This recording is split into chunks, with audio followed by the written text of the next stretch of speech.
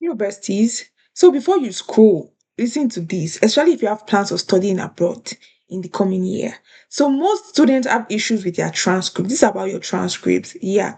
And that is why in one of my videos that I made previous, I mentioned to you that immediately you graduate, please make sure that you apply for your unofficial transcript. It's very, very important. Yeah. I'm making this video because I've had situations where students who gain admissions had to they had to lose that application, that admission opportunity because they did not get their transcript on time or they were unable to provide their official transcript from their universities.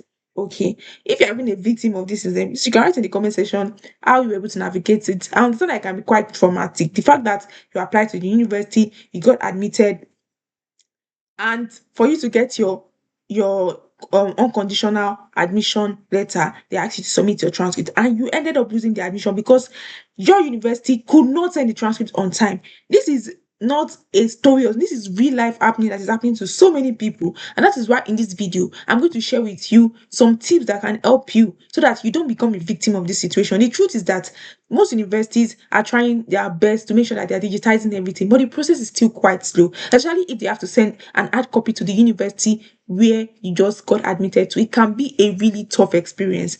I had a situation where somebody kept calling, she paid online, she kept calling the university, writing emails. They did not even respond for them to send the transcript, and she had paid online. So there are so many situations, so many stories. If you like to share your own story about what actually happened with your transcript, how difficult it was to get your transcript, or probably you lost an admission because of this, please make sure to drop it in the comment section. And of course, we can talk about it. Yeah, and that's why in this video, I'm going to tell you some hacks that can help you secure your admission, even if your university is slow as a snail.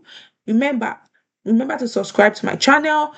Share this video with students. If you have sisters, siblings, brothers that are studying or that have plans of studying abroad, please share this video with them, and it's going to help them, of course. So number one, you use the unofficial plus explanation hack. So what I mean by this is that most European universities will allow you to upload unofficial or scanned transcripts to meet the initial application deadline. So that is the unofficial transcript I told you to collect. Immediately you graduate and they're giving you a certificate, make sure that you request for your unofficial transcript. So you can use this unofficial transcript to apply.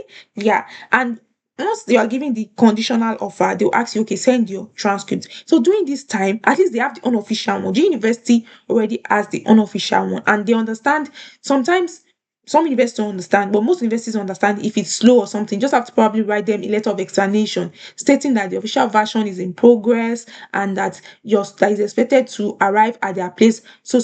Another hack that you can use is that you can confirm from the university if they accept electronic copies of official transcripts. So instead of your university sending the transcripts via a courier service, what they can do is send it electronically. But some universities up to today in Europe do not accept electronic transcripts. So immediately they send you the admission letter. I'm happy for you, but immediately write to them asking if you're able to send an electronic official transcript rather than an hard copy of the official transcript. Okay, that's number two. You can ask them if they accept official electronic transcript. That's number two. Number three is that you leverage digital clearinghouse. There are some digital network. There are some intermediaries. Basically, that is the job they do. Basically, they request your transcript on your behalf from your school. And they give you a timeline. They'll tell you, we'll get this transcript sent across by this so date. And because it's their job, they're an intermediary. This is what they do, they would get it across. They know they have their ways of doing things. So even if your universities are slow as a snail, these intermediaries have their network, they have people who work for them, they have connections with your universities that can help you.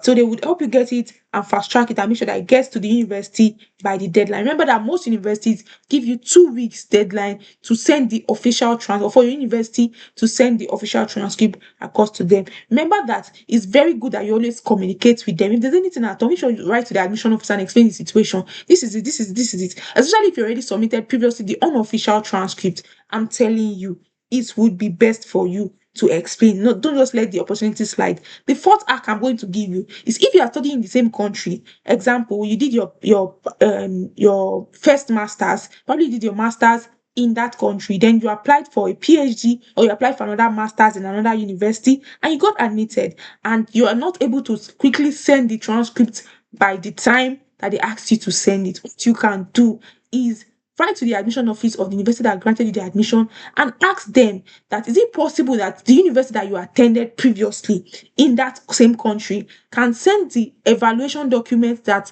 they had when they actually because remember that